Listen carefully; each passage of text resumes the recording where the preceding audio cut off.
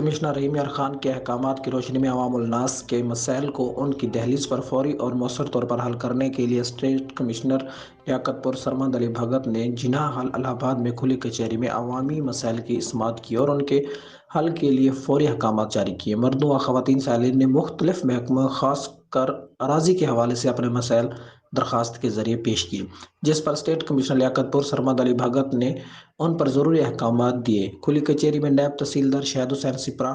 رئیس Ashfaq Ahmad, ADLG مسعود سلیم، شہد پرویز، شیخ عطا اللہ سمیت مختلف موضوعات کے پٹواری و دیگر ملازمین بھی موجود تھے۔ پولیس چوکی الہ آباد کا عملہ بھی موجود۔ اس موقع پر محمد افتخار، خرم جمیل الرحمان خان، رانا محمد وقاص، نور نواز چودھری، رجب علی راؤ، محمد سلیم، محمد ندیم